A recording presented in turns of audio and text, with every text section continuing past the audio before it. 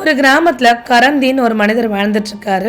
அவருக்கு 3 பெண் குழந்தைகள். சில மாதங்களுக்கு முன்பு தான் மனைவி இறந்துடுறாங்க. அந்த 3 மகள்களையும் ரொம்ப நல்லாவே வளர்க்கிறாரு கரந்தின். அந்த 3 மகள் மேல ரொம்ப பாசம் வச்சிருக்காரு, ரொம்ப நேசிக்கிறாரு. அவங்களுக்கு தெரியாத விஷயம் எல்லாத்தையுமே அழகா சொல்லி கொடுக்கறாரு. அப்ப என்ன பண்றாங்க, அந்த 3 மகளுமே அப்பா வேலைக்கு போகும்போது ஒரு மகள் ஒரு வேலையை செய்யறாங்க, நல்லாதான் சமைச்சு தராங்க. இப்படி தினந்தோறும் அவங்க வாழ்க்கை போயிட்டே இருக்கு. அப்ப இந்த 3 மகள்களும் ஒன்னா சேர்ந்து சமைக்கும் போது அந்த ஊர்ல உள்ள ஒரு விதவை பெண், அவளுக்கு ஒரு பெண் குழந்தை இருக்கு. அந்த விதவை பெண் அடிக்கடிக்கு வந்து நெருப்பு கேட்கிறா. அதாவது 3வது பெண் குழந்தை ஜைனப் சொல்றா, எனக்கு இந்த விதவை பெண்ணை பார்த்தாலே பிடிக்கல, அவங்க வந்து நம்ம வீட்டுக்கு வரது பிடிக்கல, நெருப்பு கேட்கறது எனக்கு சுத்தமாவே பிடிக்கல, நீங்க 2 பேரும் ஏன் அந்த விதவை பெண்ணை நம்ம வீட்டுக்கு வர வைக்கிறீங்க, எனக்கு அவங்கள பார்த்தா என்ன வெறுப்பா இருக்கு அப்படின்னு சொல்றா. அந்த 2 அக்கா கிட்டயே சொல்றா. அப்ப அந்த அக்காக்கள் சொல்றாங்க, அவங்க ரொம்ப ஏழையானவங்க, ஆனா அழகானவங்க, ரொம்ப மென்மையானவங்க, அவங்கள பத்தி எதுவும் அந்த மாதிரி பேசக்கூடாதுன்னு சொல்றா. ஜைனப்பும் வாயை மூடிட்டு அமைதியா அக்கா சொல்றதை கேட்டுக்கிறா. இந்த மாதிரி தொடர்ந்து இப்படியே வந்து அவங்க சமைக்கிற நேரமா பார்த்து நெருப்பு கேட்கிற, அடிக்கடிக்கு அவங்க வீட்டுல நடக்கிறது எல்லாத்தையும் போய் பாத்துக்கிறா. அந்த விதவை பெண் பார்க்க ரொம்ப அழகா இருக்கா. ஆனா அந்த விதவை பெண்ணோட மனசு அந்த அளவுக்கு அழகு கிடையாது, உள்ள ஒரே விஷமா இருக்கு. ஏன்னா அந்த 3 பெண்களையும் பார்த்து அவ சில சமயம் போராம் படுறா. தாய் இல்லாம இவங்க இவ்வளவு சந்தோஷமா இருக்காங்களா அப்படின்னு நினைச்சு போராம் படுறா. அப்போ ஒரு நாள் என்ன ஆகுது அப்படின்னா, இந்த விதவை பெண் அந்த வீட்டுக்கு வந்து நெருப்பு கேட்கும் போதெல்லாம் அந்த சாப்பாடுல, அந்த கரம்தீன் சாப்பிடுற சாப்பாடுல ஏதாவது எடுத்து போட்டுடுறா. கரம்தீன் தன்னுடைய வேலையை முடிச்சுட்டு மதியமா வீட்டுக்கு வராரு. வீட்டுக்கு வந்து தன்னுடைய பெண் குழந்தைங்கிட்ட சாப்பாடு போட சொல்லி கேட்கிறாரு. அவங்களும் சாப்பாடு போடுறாங்க. சாப்பாடுல ஏதோ வித்தியாசமா இருக்கு. இப்படி கொஞ்ச நாளா ஆயிட்டு இருக்கு. இருந்தாலும் தன் பெண் குழந்தைகிட்ட எதுவுமே கேட்கல. ஏன்னா பெண் குழந்தைங்க கஷ்டப்பட்டு கூடாதுன்றதுக்காக எதுவுமே கேட்கல. ஒரு நாள் என்னதான் நடக்குது நம்ம நேரடியா பார்க்கலாம். நம்ம பெண் குழந்தைங்க தப்பு செய்யறாங்களா, இல்ல நம்ம வீட்டுல வேற யாராவது வந்து ஏதாவது தப்பு செய்யறாங்களா அப்படின்னு சொல்லிட்டு அமைதியா நின்று பாக்குறாரு. அப்ப முதல் குழந்தை வந்து என்ன பண்றா, சமைக்கிறா. 2வது குழந்தை வந்து துணி துவச்சிட்டு இருக்கா. 3வது குழந்தை அரிசியை நல்லா கழுவுறா. அப்ப 3 குழந்தையுமே நல்லா வேலை செய்யுது. அரிசியை கழுவிட்டு சாப்பிடறதுக்கான பாத்திரத்தெல்லாம் 3வது குழந்தை கழுவிட்டு இருக்கா. முதல் குழந்தை எல்லாமே கரெக்டா சமைச்சு முடிக்கிறா. 2வது குழந்தை தன்னுடைய வேலையை கரெக்டா முடியுது. 3வது குழந்தை தன்னுடைய வேலையை கரெக்டா முடிக்குது. அப்ப நடுவுல அந்த விதவை பெண் வந்து நெருப்பு கேட்கிறா. நெருப்பு கேட்க வரும்போது கரம்தீன் அவளை கவனிக்கிறார். முதல் குழந்தை சொல்ற, நெருப்பு அங்க இருக்கு எடுத்துக்கோங்க அப்படின்னு சொல்றான். அங்க இருந்து எடுத்துட்டு என்ன பண்றான், அந்த குழம்புல கொஞ்சம் சாம்பல் தூக்கி போட்டுடுறான். போட்டுட்டு வெளியே போறா. அப்ப வெளியே போனதுக்கு அப்புறம் இவர் வெளியில வந்து கேட்கிறாரு. குழந்தைங்க எதிர்க்கல கேட்காம வெளியில வந்து கொஞ்சம் தூரம் தள்ளி வந்து கேட்கிறாரு, நெருப்பு எடுக்க வந்து நெருப்பு மட்டும் தான் நீ எடுத்துட்டு போகணும், நீ அதுல சாம்பல் தூளை தூக்கி போட்டு போன, நீ இந்த மாதிரி தப்பான வேலை செஞ்ச அப்படின்னு சொல்லி கேட்கிறாரு. இல்ல, நீங்க உங்க பெண் குழந்தை எவ்வளவு நேசிக்கிறீங்கன்னு நான் பாக்குறேன். இன்னும் கொஞ்ச நாள்ல உங்க 3 பெண் குழந்தை நீங்க கல்யாணம் பண்ணி கொடுத்துட போறீங்க. அப்ப நீங்க வெறுக்கிறீங்களா இல்ல நேசிக்கிறீங்களான்னு பாக்குறதுக்காக நான் அப்படி செஞ்சேன் அப்படின்னு சொல்றா. என் குழந்தைங்களை எக்காந்து கொண்டு நான் வெறுக்க மாட்டேன், நாங்க எப்பவுமே உங்களை நேசிப்பேன் அப்படின்றா. இல்ல நான் பார்த்தேன், உங்க பொறுமை பார்த்தேன், ஏன்னா நான் சில நாட்கள் இந்த வேலையை செஞ்சுட்டு தான் இருக்கேன், ஆனா நீங்க ஒரு நாளும் உங்க குழந்தைய நீங்க திட்டவே இல்லை, நீங்க ரொம்ப பொறுமையானவர், ரொம்ப நல்லவர் அப்படின்னு சொல்லிட்டு அவரை வந்து அப்படியே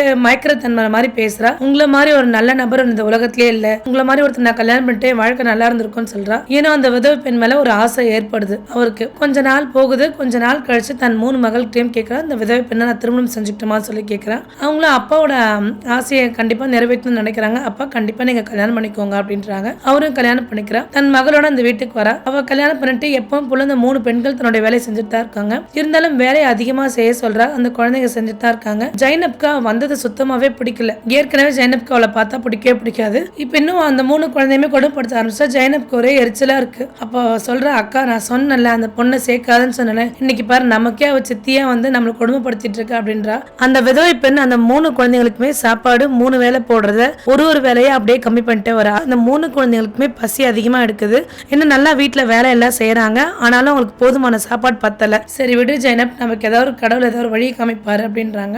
அப்போ அவங்க என்ன பண்றாங்க, சாப்பாடு எதுவுமே பத்த மாட்டேங்குது, ரொம்ப பசியா தவிக்கிறாங்க. அவங்க ஒரு பக்கத்துலயே ஒரு காடு இருக்கு. அந்த காட்டுக்குள்ள போய் ஒரு மரத்துக்கடியில உட்காந்து 3 பேருமே உட்காந்து அழுதுட்டு இருக்காங்க தான் அம்மாவை நினைச்சு. அம்மா நீங்க இருந்திருந்தா எங்களுக்கு இந்த மாதிரி ஒரு நிலைமை வந்திருக்காது, நாங்க நல்லா சாப்பிட்டுருப்போம், நல்லதை சாப்பிட்டுருப்போம், இப்படி ஆயிடுச்சேம்மா அப்படின்னு சொல்லிட்டு ரொம்ப வேதனைப்படுறா. 3 பேருமே அழுறாங்க. அந்த வழியே ஒரு வயதானவர் வராரு. அந்த வயதானவர் வழி வந்து, என்னம்மா ஆச்சு, ஏன் அழாதீங்க 3 பேர் கேட்கிறாரு.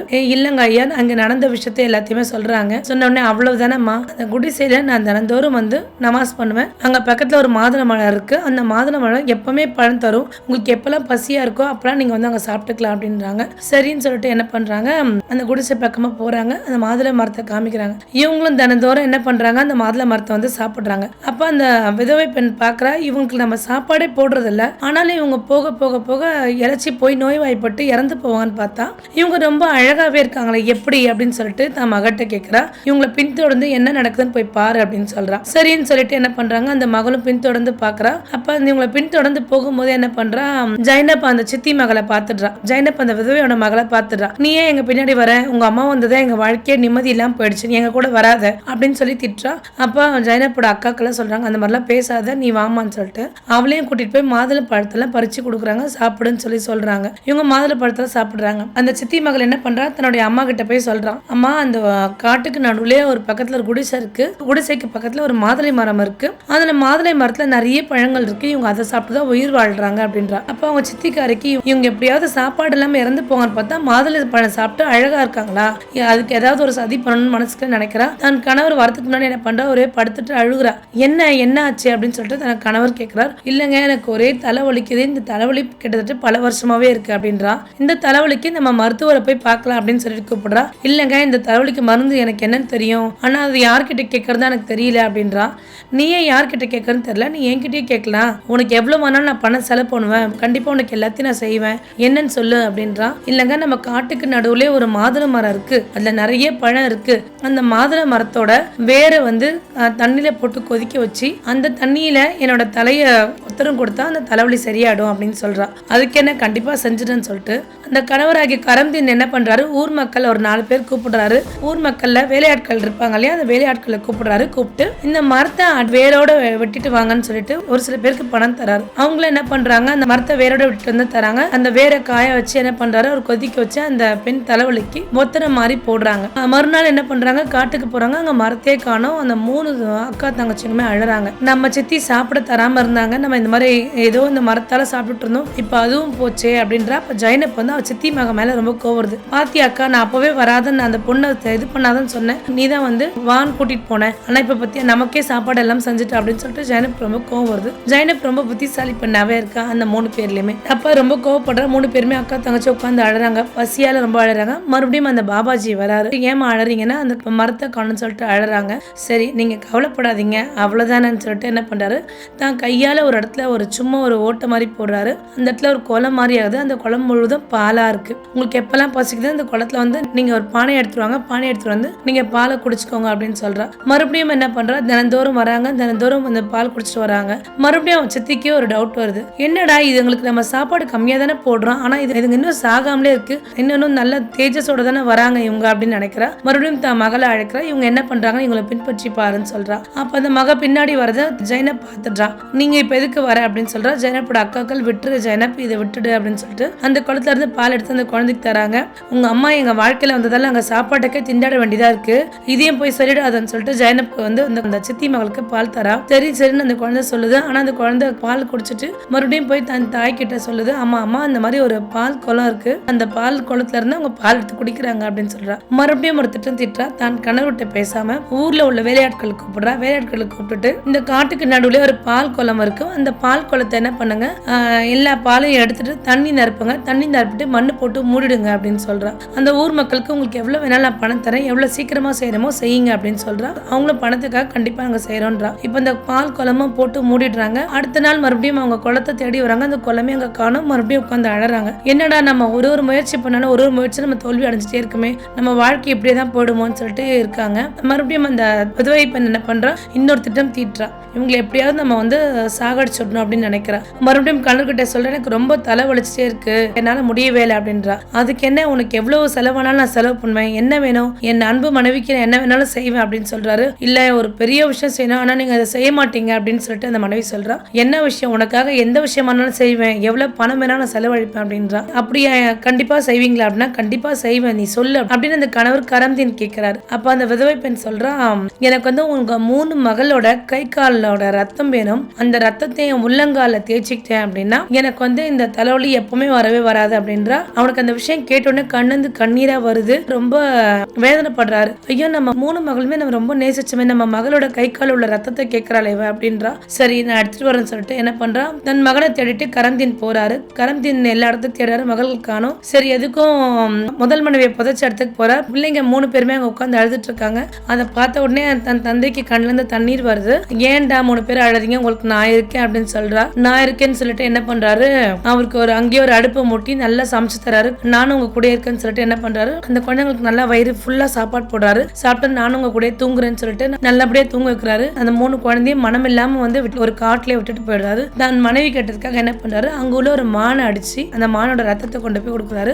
அந்த மனைவி சந்தோஷமா, அப்பா அந்த 3 மகள்களும் இறந்தாங்கன்னு ரொம்ப சந்தோஷமா சந்தோஷமா என்ன பண்றாரு, அந்த ரத்தத்துல தன் உள்ளங்கையில தடவிக்கிறாரு. இந்த 3 பெண் குழந்தையும் அந்த காட்டுல உட்கார்ந்து அழறாங்க. அப்ப அந்த இடத்துல ஒரு 3 பேர் நண்பர்கள் வராங்க, வேட்டையாடுறதுக்காக வராங்க. அப்ப இந்த குரல்களை கேட்டுட்டு எங்கேயோ அழற சத்தம் கேக்குதே அப்படின்னு சொல்லிட்டு அந்த 3 பேருமே என்ன பண்றாங்க, அந்த அழற சத்தத்தை நோக்கி நடந்து போயிட்டு இருக்காங்க. அந்த 3 பெண்களை பாக்குறாங்க. நீங்க இங்க அழறீங்க, காட்டுக்குள்ள நீங்க என்ன செய்றீங்கன்னு சொல்லும் போது அவங்க நடந்த எல்லா விஷயத்தையும் சொல்றாங்க. அப்ப அந்த 3 பேருமே என்ன பண்றாங்க, 3 பெண்களையும் திருமணம் பண்ணிக்கிறாங்க. அப்ப அதுல ஜைனப் பண்றவர் தமீம் ஒருத்தவரை கல்யாணம் பண்ணிக்கிறா. 3 பேருமே அக்கா தங்கச்சி 3 பேருமே ஒரே இடத்துல வாழ்றாங்க. ரொம்ப சந்தோஷமா வாழ்க்கையை வாழ்ந்துட்டு இருக்காங்க. அப்ப ஜைனப்க்கு 1 வருஷம் ஆகுது. ஜைனப்க்கு ஒரு ஆண் குழந்தை பிறக்குது. ரொம்ப சந்தோஷமா இருக்குது. ஜைனப்போட கணவர் தமீம் சொல்றாரு, நான் வந்து காட்டுல வேட்டையாட போறேன் அப்படின்றா. சரி நீங்க போயிட்டு வாங்க, பத்திரமா போயிட்டு வாங்க அப்படின்னு சொல்றா. தன் நண்பர்களாக சகோதரிகளோட வீட்டுக்காரையும் கூப்பிடுறா. இல்ல எங்களுக்குலாம் வேலை இருக்கு, நீ போ, நாங்க பின்னாடி வரோம் அப்படின்னு, நாங்க ஒரு 2 நாள் கழிச்சு வரோம் அப்படின்னு சொல்றாங்க. ஏதோ தமீம் போறான். தமீம் போய் 10 நாட்கள் ஆகுது, தமீம் வரல. அப்ப ஜைனப்போட அக்கா வீட்டுக்காரங்களும் என்ன பண்றாங்க, தமீம் தேடி போறாங்க. அவங்களும் வரல. காட்டுக்கு நடுவுல அந்த ஜைனப்பும் ஜைனப் குழந்தையும் இருக்காங்க. அப்ப அந்த இடத்துல ஒரு பாபாஜி வராரு. பாபாஜி, என் கணவர் இங்க இல்ல, நானும் என் குழந்தைய மட்டும்தான் வசிக்கிறோம், நீங்க இப்ப வீட்டுக்குள்ள வர முடியாது அப்படின்னு சொல்றா. ஒரு பாபாஜிக்கு ஒரு உணவு உங்களால தர முடியாதா அப்படின்னு சொல்றா. சரின்னு சொல்லிட்டு என்ன பண்றா, உணவு சமைச்சிட்டே இருக்கா. தன் குழந்தைய பக்கத்துலயே வச்சுட்டா உணவு சமைச்சிட்டு இருக்கா. சமைச்சு போடுறா. அவரும் சாப்பிட்டுட்டு என்ன பண்றாரு, எனக்கு உன்னை பார்த்தா ரொம்ப ஆசையா இருக்கு, நான் உன்னை திருமணம் செஞ்சுக்கணும்னு சொல்றான். பாபாஜி, என்ன வார்த்தை நீங்க பேசுறீங்க, உங்களுக்கு கடவுளுக்கு நிக்கிறா நான் நினைக்கிறேன், நான் கல்யாணம் ஆகி 1 வருஷமாக எனக்கு கை குழந்தையோட வச்சுருக்கேன், என்ன பார்த்து இப்படி ஆசைப்படுறீங்களே அப்படின்றா.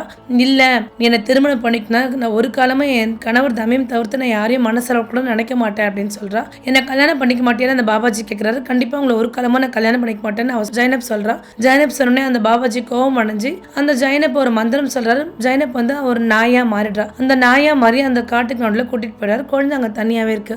சகோதரிகள்லாம் கொஞ்சம் தூரம் தள்ளி பக்கத்து வீட்டுல தான் இருக்காங்க. குழந்தை ரொம்ப நேரம் அழுதுட்டே இருக்குன்னு சொல்லிட்டு தன்னோட சகோதரிகளை வந்து பாக்குறா. ஜைனப் அந்த இடத்துல இருந்து காணும். ஜைனப்பை தேடி பாக்குறாங்க, காணும். இப்படியே நாட்கள் போகுது. கொஞ்ச நாள் அந்த குழந்தை அப்படியே வளர்ந்து ஒரு 14 வயசு வரைக்கும் வந்துருது.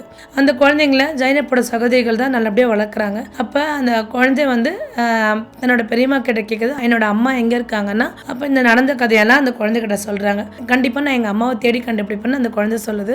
இல்ல அந்த காட்டுக்குள்ள போனவங்க யாருமே மறுபடியும் வரல, அதனால நீ இந்த காட்டுக்குள்ள நீ போக வேண்டாம் அப்படின்னு சொல்றாங்க. இல்ல பெரியம்மா, நான் அம்மாவையும் அப்பாவையும் பெரியப்பாக்களையும் கண்டிப்பா தேடி கண்டுபிடிப்பேன்றாங்க. இல்ல நீ போகாதுன்னு எவ்வளவு தடுக்கிறாங்க. இல்ல நான் நல்லபடியா போவேன் அப்படின்றாங்க. சரி நல்லபடியா போயிட்டு வான்னு சொல்லிட்டு அவனுக்கு ஆசீர்வாதம் பண்ணி அனுப்புறாங்க. அந்த பையனும் அந்த காட்டுக்குள்ள போறான். அந்த காட்டுக்குள்ள போகும்போது அவங்க ஒரு வயசான ஒரு பெரியவர் பாக்குறாரு. ஐயா அப்படின்னு சொல்லிட்டு கூப்பிடுறாங்க. நீ ஏன் இந்த காட்டுக்குள்ள வந்த, இந்த காடு வந்து ஒரு மந்திரவாதி கட்டுப்பாட்டுல இருக்கு, அதனால இந்த காட்டுக்குள்ள வரக்கூடாது, நீ போ, இல்லாட்டா அந்த மந்திரவாதி உன்னை ஏதாவது செஞ்சிருவான் அப்படின்னு சொல்றான். இந்த காட்டுக்குள்ள வந்து யாருமே வெளியேறினதே கிடையாது, ஏதோ நான் ரொம்ப வயசானவன்னு சொல்லிட்டு அந்த மந்திரவாதி என்னை விட்டு வச்சிருக்கான் அப்படின்றாங்க.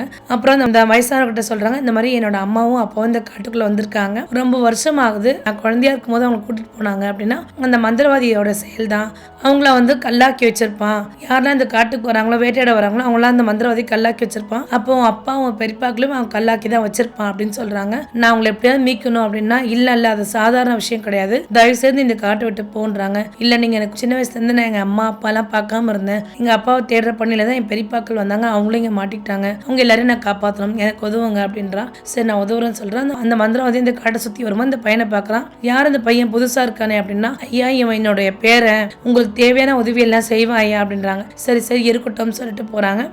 சரி எனக்கு தேவையான உதவி எல்லாம் செய்யணும் அப்படின்னு சொல்றாங்க. கண்டிப்பா நான் செய்யறேன்னு அந்த பையனை ஒத்துக்கிறான். எப்படியாவது தான் தாயை பார்க்கணும்னு நினைக்கிறான். அப்போ ஒரு நாள் ஒரு வாய்ப்பு கிடைக்குது அவனுக்கு. இந்த மாதிரி வந்து அந்த காட்டுக்குள்ள போய் ஒரு ரூம் இருக்கும், அந்த ரூமுக்குள்ள போய் எல்லாம் கிளீன் பண்ணிட்டு வரணும் அப்படின்னு சொல்றான். இவன் போய் அந்த ரூமை கிளீன் பண்றான். அந்த ரூம்ல வந்து ஒரு பெண்ணு உட்கார்ந்துட்டு இருக்கா. ஆனா சிறை செய்யப்பட்டதுல இருக்கு. அந்த பொண்ணுக்கு உதவியாளரோ இன்னொரு பெண்ணும் இருக்காங்க. அந்த பெண்ணுக்கு காவலாளியோ ஒரு பெண் இருக்கா. அதனால தன் தாயை பார்க்கறான் சந்தோஷப்படுறான். ஆனா அவனால பேச முடியல. அந்த ரூம் கிளீன் பண்ணிட்டே வரான். இப்படி தினமும் தாயை பார்க்க ஒரு வாய்ப்பு கிடைக்கிறத சந்தோஷமா பாத்துக்கிறான். தன் தாயின் இதுதான் தன்னுடைய குழந்தைன்னு அவன் தெரிஞ்சுக்க என்ன பண்றான், அவனோட கையில ஒரு மோதிரம் போட்டிருப்பான். அந்த மோதிரத்துக்கு பின்னாடி தமீம்னு ஒரு பேர் போட்டிருக்கும். ஒரு நாள் என்ன பண்றான், அந்த ரூமை கிளீன் பண்ணும்போது காவலாளி இல்லாம இருக்கா.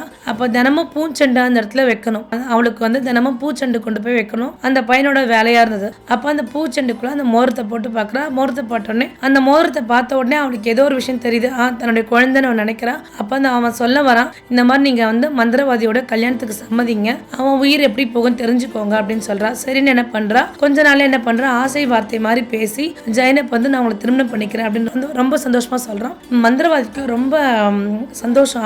நமக்கு பல வருஷமா காத்திருந்தோம், இப்பதான் அதை ஒத்துழைச்சிருக்கான்னு ரொம்ப சந்தோஷம். ஆசையை பேசிட்டே இருக்கும்போது அவன் உயிர் எப்படி போகும் அப்படின்னு சொல்லி கேட்டுக்கிறான். ஒரு ஆலமரத்துக்கு உச்சியில ஒரு கிளி இருக்கு, அந்த கிளி உள்ளதான் என்னோட உயிர் இருக்கு, அந்த கிளி இறந்துட்டா நானும் இறந்துருவேன் அப்படின்னு சொல்றா. மந்திரவாதிக்கும் ஜைனப்புக்கும் திருமணம் ரொம்ப சூப்பரா நடக்கிறதுக்கு எல்லா ஏற்பாடும் நடந்துட்டே இருக்கு. இப்ப இந்த மந்திரவாதி சொன்ன விஷயத்தெல்லாம் ஜைனப் தன்னுடைய குழந்தைகிட்ட சொல்றா. தன்னுடைய குழந்தை அந்த கிளியை தேடி வந்து கரெக்டா இவங்க திருமணம் செஞ்சுக்கிற நேரத்துல என்ன பண்றா, தாலி கட்டணும் தன்னோட கையை எடுக்கும்போது அந்த ரெக்கையை முறிக்கிறா. ரெக்கை முடிச்சோடனே அவனோட கையும் முறிஞ்சு போயிடுது.